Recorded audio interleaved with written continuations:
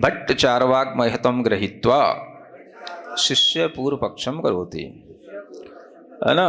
अब उसने बहुत सुन लिया, अरिहंत सर्वज्ञ ये वो, अब थोड़ा सा न्याय की बात आती है।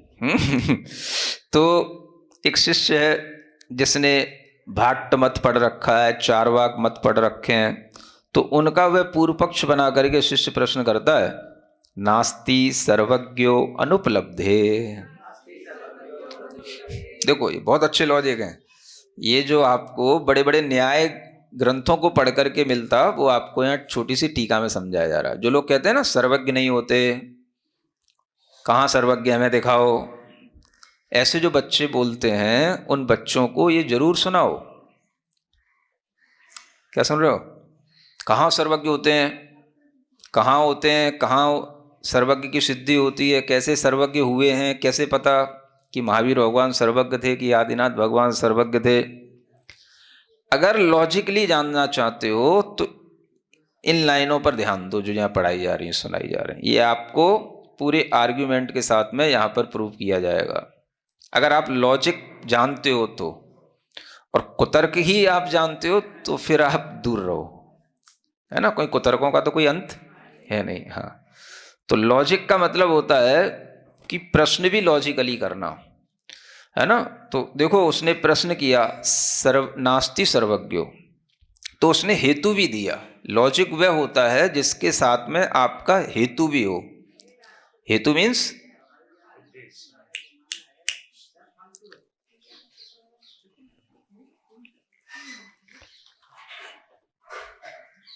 मीन्स है ना, जो उसका मेन कॉज होता है उसको हेतु कहते हैं, कि आप किस कारण से इस बात को नकार रहे हैं, तो आपको हेतु देना पड़ेगा।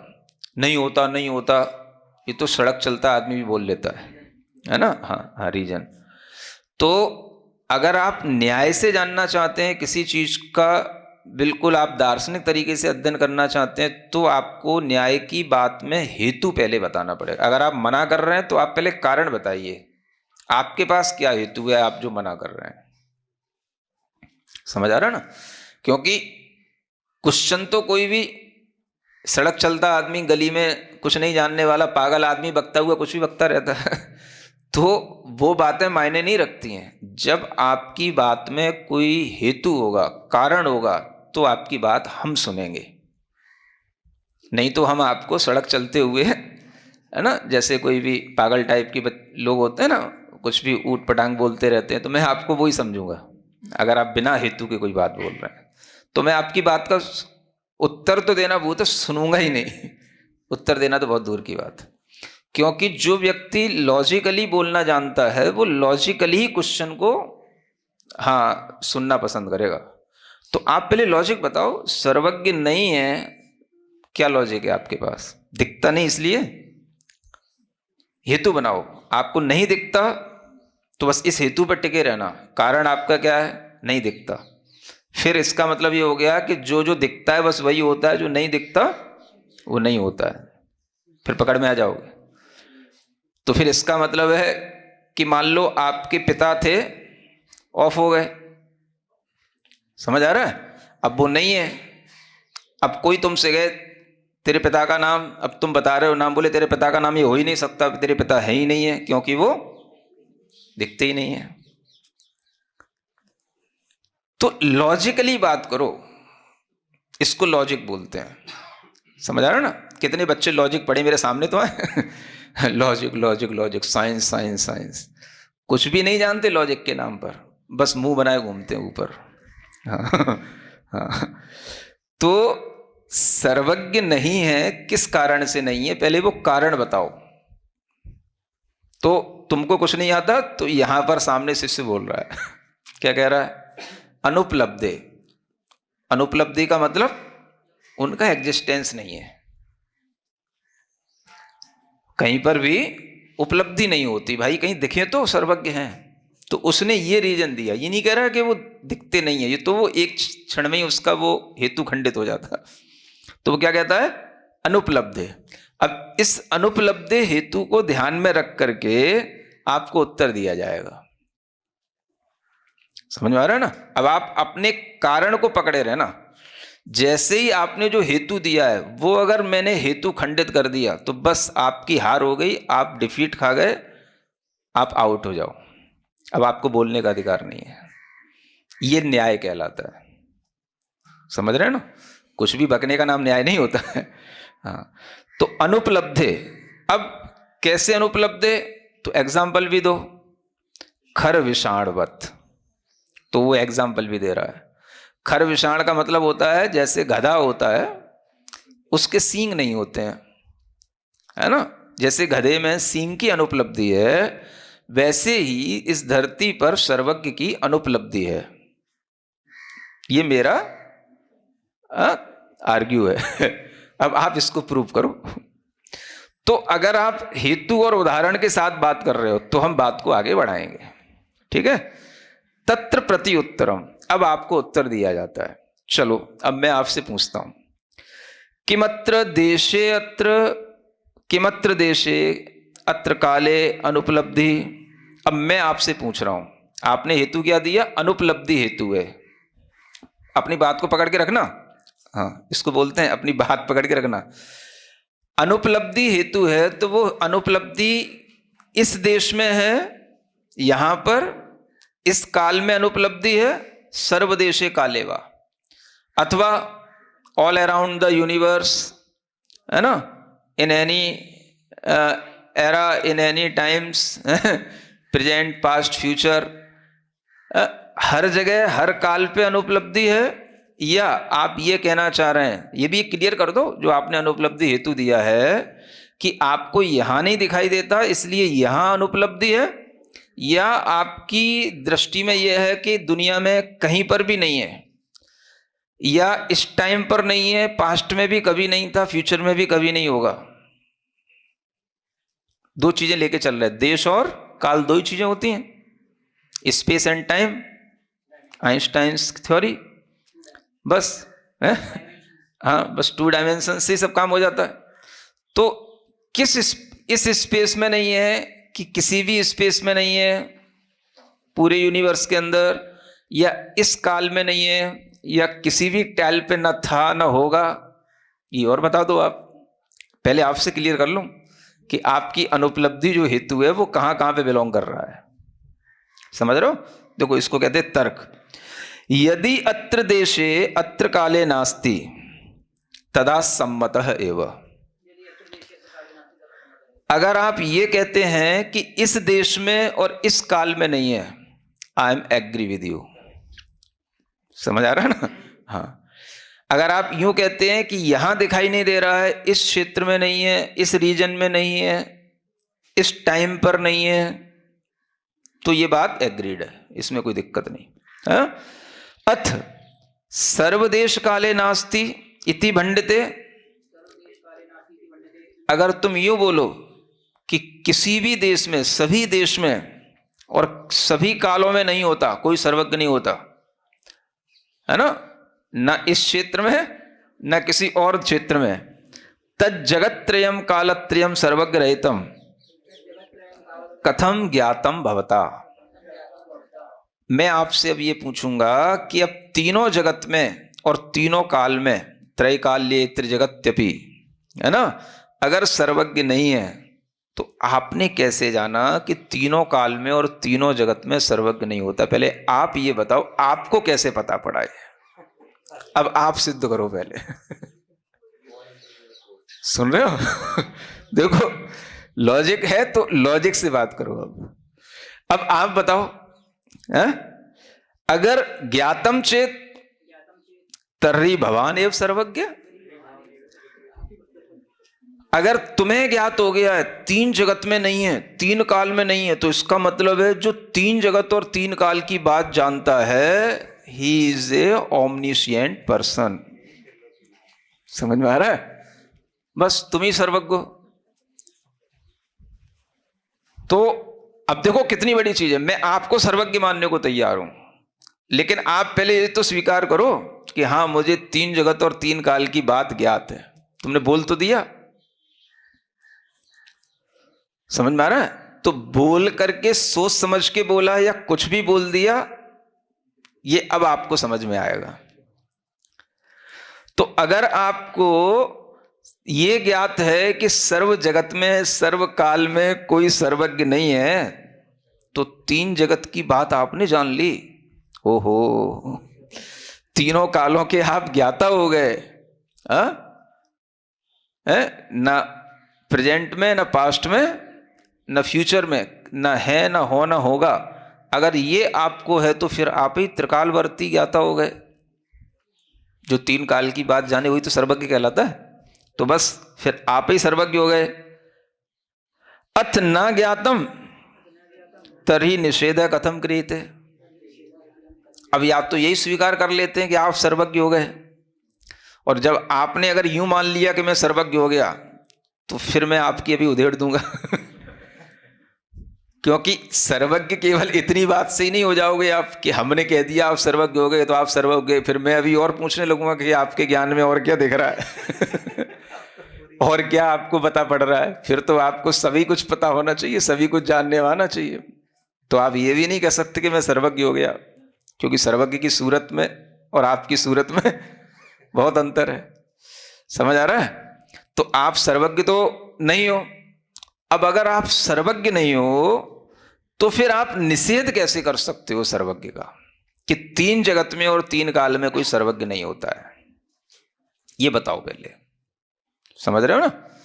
जिनको लॉजिक लॉजिक लॉजिक का भूत चढ़ा है वो समझे तो लॉजिक किस बला का नाम है। हाँ? यहाँ सामने आकर के बैठे मेरी बेंच के सामने। तो अगर आपको ये ज्ञात नहीं है तो फिर आप निषेध कैसे कर सकते हो। निषेध करने वाले व्यक्ति को भी तो ये पता होना चाहिए कि हाँ यह एक्चुअली कहीं पर एग्जिस्ट नहीं करता। तो वो एग्जिस्टेंस किसी एक बाउंड्री के हिसाब से है, किसी एक टाइम के एरा के हिसाब से है, या ऑल टाइम ऑल स्पेस सब जगह निषेध है।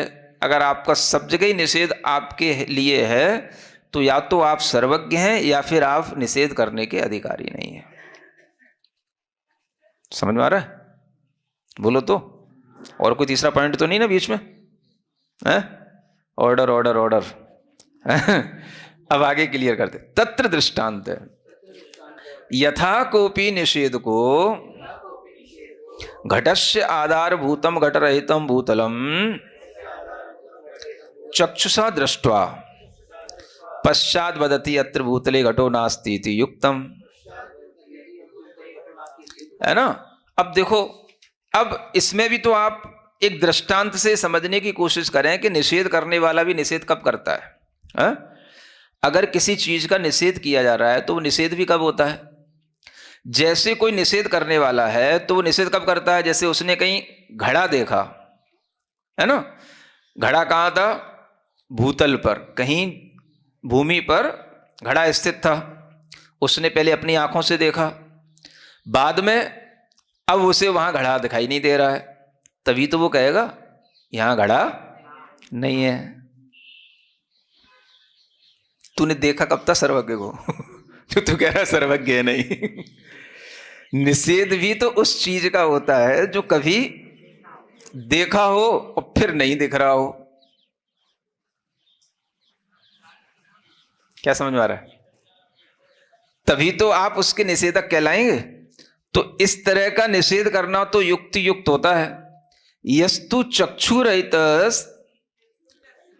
तस्य पुनः इदम वचनम अयुक्तम। जो आंखों से ही अंधा है, चक्षु है ही नहीं है, और वो कहे कि घड़ा नहीं है, तो उसकी ये बात युक्ति युक्त नहीं है, अनुचित है। क्या समझ में आया।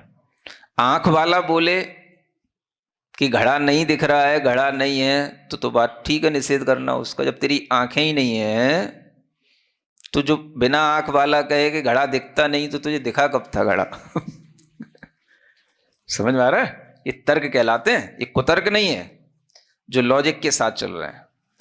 कि इस तरह के वचन जो बोलेगा, जो चक्षु रहित होगा, तो उसके ये वचन अयुक्त कहलाएंगे। माने वचन भी उसके मान्य होंगे जिसको जैसे घड़े का तो उदाहरण देके बताया जा रहा है। घड़े को देखने के लिए आंख चाहिए। घड़े का निषेध वो करे जिसके पास आंख हो, इसका मतलब यह है। अंधा घड़े का निषेध करेगा तो उसकी बात कोई मानी नहीं जाएगी। समझ आ रहा? इसी तरीके से तथैव यस्तु जगत्त्रयम् कालत्रयम् सर्वज्ञ रहितम् जानाति तस्य जगत्त्रय कालत्रयेपि सर्वज्ञो नास्ति इति वक्तुम युक्तम भवति। समझ में आ रहा है? इसी तरीके से अब ये मैं उदाहरण देकर के समझाया जा रहा है, बता रहा हूं कि इस तरीके से जो तीन जगत और तीन काल में सर्वज्ञ रहित है, ये जानता है, माने जिसको ये ज्ञान हो, जिसको ये दिख रहा हो, तो उसके लिए तीन जगत में और तीन काल में सर्वज्ञ नहीं है, ये कहना ठीक है। क्या सुना? समझ में आया ना? घड़े के उदाहरण से आंख वाला अगर कहे कि यहां घड़ा नहीं है तो ठीक है, अंधा कहेगा घड़ा नहीं है तो बेवकूफी है, अज्ञानी है। इसी तरीके से जिसको तीन जगत तीन काल में सर्वज्ञ नहीं है, अगर जिसके ज्ञान में ये आ रहा हो तो ठीक है, और जिसको तीन जगत और तीन काल का ज्ञान नहीं है, वो अगर कहे कि तीन जगत और तीन काल में कोई सर्वज्ञ नहीं है, तो तेरी बात की कोई मान्यता नहीं है। तुमको दिख ही नहीं रहा, तुम निषेध कर रहे हो, तुम उसी अंधे की तरह हो ना। अंधे का उदाहरण का मतलब यही है, तुम्हें तो पता ही नहीं है, ज्ञान तुम्हारे पास तीन जगत और तीन काल का ज्ञान होगा तब तो तुम तीन जगत और तीन काल की बात कह पाओगे, और केवल कहने से थोड़ी ना मान्य हो जाता है। दूसरे के पॉइंट ऑफ व्यू से ये सोचे कि अगर है ना, एक मिनट पहले जो यहाँ लिखा जा रहा है उसको पहले पढ़ो। तो तीन जगत और तीन काल के विषय में अगर आप कुछ कहने के अधिकारी हो तो आपको भी उसकी तीन जगत तीन काल की नॉलेज होनी चाहिए, तब आप उस पॉइंट पे बोलने के अधिकारी हो। अदबा तदबा कोई भी कुछ भी उंगली उठाए तो उसकी बात मतलब सुनी नहीं जाती है। कोर्ट में न्याय होता है, समझ आ रहा है? पॉइंट टू पॉइंट बोलो, कुछ भी बोलोगे तो खुद ही फंसोगे। समझ आ रहा है? इसलिए उसके लिए यह कहना युक्त है। लेकिन जिसको तीन जगत तीन काल की बात पता ही नहीं है और वो अगर सर्वज्ञ का निषेध करता है तो उसके लिए यह बात कहना उचित नहीं है। समझ में आ गया? यस्तु जगत्त्रयम् कालत्रयम् न जानाति स सर्वज्ञ निषेधम कथम अपि न करोति। जो तीन जगत और तीन काल को नहीं जानता है वह सर्वज्ञ का निषेध किसी भी तरह से नहीं कर सकता है। अगर वो बोले हमें पता नहीं था, पता नहीं है तो फिर मुंह बंद रखो, फिर मेरे सामने क्यों आए हो बैठ मुझसे तर्क करने क्यों आए हो जब पता ही नहीं है तो। समझ आ रहा ना? तो अगर आपको इस तरह से ज्ञान नहीं है तो आप क्लेम नहीं कर सकते हो कि तीन जगत में तीन काल में कोई सर्वज्ञ नहीं होता है ना? ये कस्मात् इति चेत जगत्त्रय कालत्रय परिज्ञानेन स्वयमेव सर्वज्ञत्वाद् इति। अगर आपको तीन जगत और तीन काल का परिज्ञान हो गया तो आप स्वयं ही सर्वज्ञ पने को प्राप्त हो जाओगे। समझ में आ गया? इसलिए इससे यह सिद्ध होगा कि आपके लिए अगर सर्वज्ञ की अनुपलब्धि है तो आप इतना अगर कहते कि हाँ इस देश में है ना, जो अपने को विदित विश्व है उसमें है, इस काल में है, तो आपकी बात ठीक थी। हाँ, और अगर आप ऑल अराउंड द वर्ल्ड माने ऑल अराउंड द यूनिवर्स अगर आप ये क्लेम करेंगे तो फिर ये आपके लिए बाधित हो जाएगा। हाँ, फिर आप बच नहीं सकेंगे। तो हेतु को अगर आप रख कर के बात करेंगे तो आपकी बात को समझा जाएगा, उसका उत्तर दिया जाएगा। अगर आप अहेतु पूर्वक बोलते हैं, बिना कारण के कुछ भी बोलते हैं, तो आपकी बात का कोई औचित्य सिद्ध नहीं होगा। हाँ? अथ उक्तम अनुपलब्धेरिति हेतु वचनम तदपि अयुक्तम। है ना। इसलिए जो आपने जो अनुपलब्धि नाम का हेतु दिया है ये अयुक्त है। इससे क्या सिद्ध होता है? अयुक्त माने ये घटित नहीं होता है, ये ठीक नहीं है। कस्मादिति चेत, क्यों भाई ये हेतु क्यों घटित नहीं होता? तो कहते हैं किम भवताम अनुपलब्धि किम जगत्रय कालत्रय वर्ती पुरुषाणाम वा, है ना। अब ये हेतु को भी खंडित करते हैं। अभी हेतु खंडित नहीं किया था, अभी तो आपकी जो प्रतिज्ञा थी उसको खंडित किया।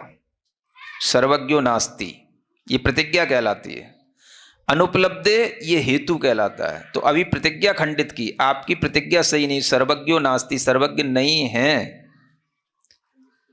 पहले इसका खंडन हो चुका है। अब ये हेतु का खंडन अब कर रहे हैं, है ना। हेतु क्या था आपका? अनुपलब्धि। तो जगत्रय कालत्रय वर्ती पुरुषों के लिए ये अनुपलब्धि है अथवा केवल आपको अनुपलब्धि हो रही है?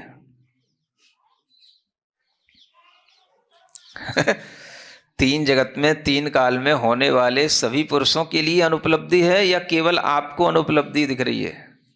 यदि भवताम अनुपलब्धि तावता सर्वज्ञ भावो न सिद्ध्यति, अगर केवल आपको अनुपलब्धि हो रही है तो आपके लिए अनुपलब्धि हो जाने से सर्वज्ञता की अभाव नहीं हो जाएगा। आपको नहीं दिख रहा कुछ तो उसका मतलब ये नहीं है कि यहां कुछ है नहीं है, है ना। भवद्भिर अनुपलब्धि माना नाम परकीय चित्तवृत्ति परमाणु आदि सूक्ष्म पदार्थानाम एवं, है ना। जैसे आपको अनुपलब्धि हो रही है तो आपको तो चलो कुछ नहीं दिख रहा है, लेकिन ऐसे तो लोग हैं दुनिया में जो दूसरों के चित्तवृत्ति को भी जान लेते हैं, जो परमाणु को भी जानते हैं, जो सूक्ष्म पदार्थों को भी जान लेते हैं। तो इसका मतलब यह है कि उनको तो सब जानने में आ रहा है, तुम्हें नहीं जानने में आ रहा है। तो इसका मतलब यह नहीं है कि तुम्हें नहीं जानने में आ रहा है तो किसी को जानने में नहीं आ रहा है। सुन रहे हैं? हाँ, तुमको नहीं दिख रहा है तो किसी को नहीं दिख रहा है। हाँ, सूक्ष्म पदार्थ हैं और जो पीछे हो चुके अंतरित हैं, अथवा सिंपली और भी चीजें, दूसरों की मनोवृत्तियों को भी बहुत सारे लोग जानते हैं, चित्तवृत्तियों को भी पहचानते हैं। आप नहीं पहचान पा रहे तो इसका मतलब थोड़ी नहीं कि उसका ज्ञान किसी को नहीं है।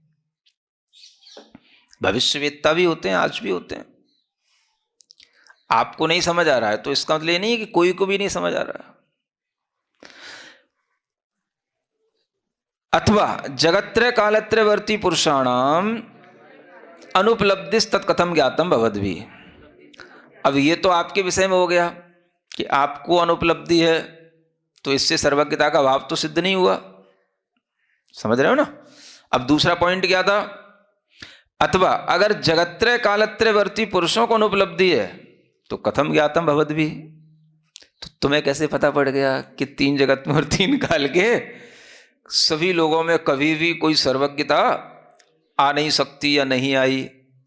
ज्ञातम चेत तरी भवन्त एव सर्वज्ञ। अगर आपको ही ज्ञात हो गया है तो फिर आप ही सर्वज्ञ हो गए हैं। इति पूर्व में बढ़तम तिष्ठति, ये मैंने पहले ही कह रखा है। तो इस इत्यादि हेतु दूषणम ज्ञातव्यम, इस तरह से ये हेतु में दूषण इस तरह से जानना चाहिए। ये हेतु में दूषण दिया गया, समझ आ गया? हाँ, अब तीसरी चीज और बोली थी उसने। देखो कितना वचन की कीमत करते हैं आचार्य। जो उसने बोला अत्र सर्वज्ञो नास्ति, ये तो प्रतिज्ञा थी उसकी। अनुपलब्धे ये हेतु था और खर विषाणवती उसका उदाहरण था। समझ में आया ना। तो पहले तो उसकी प्रतिज्ञा भंग की, फिर उसकी हेतु तोड़ा, और अब उसके उदाहरण को भी समझाते हैं कि तूने क्या उदाहरण दे रखा है। यथोक्तम खर विषाणवत इति दृष्टांत वचनम तदपि अनुचितम। जो तूने बोल रखा है कि खर विषाणवत ये दृष्टांत दिया है, दृष्टांत भी अनुचित है। खरे विषाणम नास्ति पगले। क्या कहते हैं? खर में तो विषाण होते ही नहीं है रे। तो तू क्यों कह रहा है कि खर में विषाण?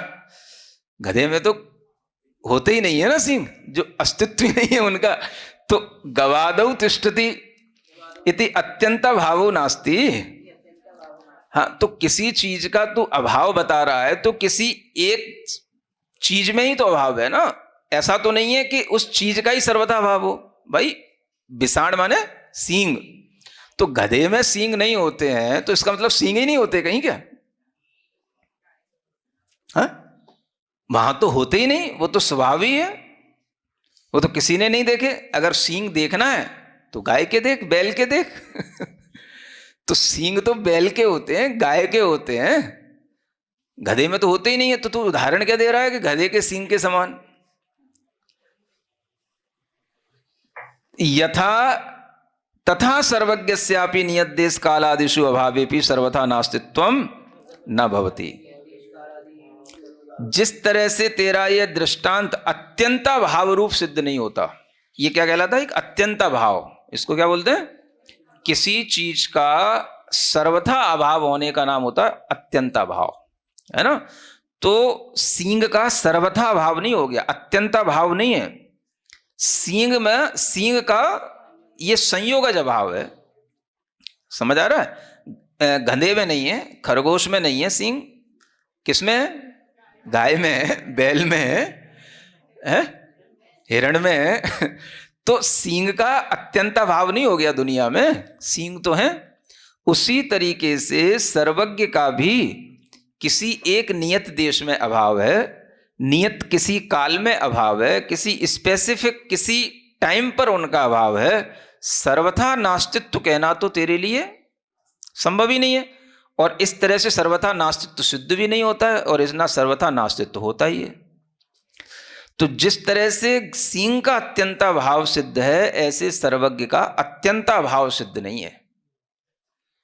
यहां नहीं है, हमको नहीं है, तुमको नहीं है, इस टाइम पे नहीं है। इसका मतलब ये तो नहीं है किसी को भी नहीं है, किसी टाइम पे नहीं है। तो किसी भी चीज का अभाव तब कहा जाता है जब वो अत्यंता भाव रूप में सिद्ध हो। इति दृष्टांत दूषणम गतम। इस तरह से तेरे दृष्टांतों की धज्जियां उड़ा दी गई। समझ में आ रहा है ना? हाँ, अब तू अपने आप को सरेंडर कर दे या यहां से चुपचाप निकल जा, बस। और तेरे पास कोई तीसरी चीज नहीं है। या तो सम्यक दृष्टि बन जा यहां समर्पण कर दे, या फिर यहां से चुपचाप निकल जा, बस। अब तेरी कोई गति नहीं है इसके अलावा। समझ आ रहा है ना? तो जितने भी बच्चे लॉजिक लॉजिक लॉजिक लॉजिक बना करके मुंह उठाए फिरते हैं, उनको थोड़ा सा समझाओ कि लॉजिक क्या होते हैं, है ना। तो इस तरह से सर्वज्ञ की सिद्धि भी लॉजिकली यहां पर की गई है। हेतु जानो, हेतुओं से बात करो, सही तरीके से बात करो।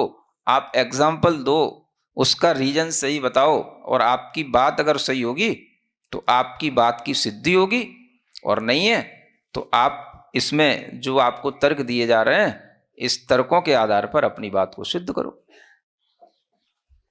अब तुम्हारे पास क्या तर्क बचेगा इसके अलावा? सब तो पक्ष बना बना करके यहां रख दिया, है ना। तो इसमें तुम्हारी बात भी आ गई जो तुम्हारे दिमाग में चल रहा था, और सबकी बात भी आ गई। तो अभी सबसे बड़ी सिद्धि इसी से की जाती है। भाई तुम जो हेतु दे रहे हो वो गलत है, तुम जो दृष्टांत दे रहे हो वो गलत है, इसलिए आपका प्रतिज्ञा भी गलत है। जब गलत है तो इसका मतलब है सर्वज्ञो नास्ति। ये जो आपकी प्रतिज्ञा है गलत है, तो इसका मतलब है सर्वज्ञो अस्ति। अब कैसा है, कहां है, वो नहीं बताएंगे हम तुम्हें, बस। इसको कहते हैं आर्ग्यूमेंट्स।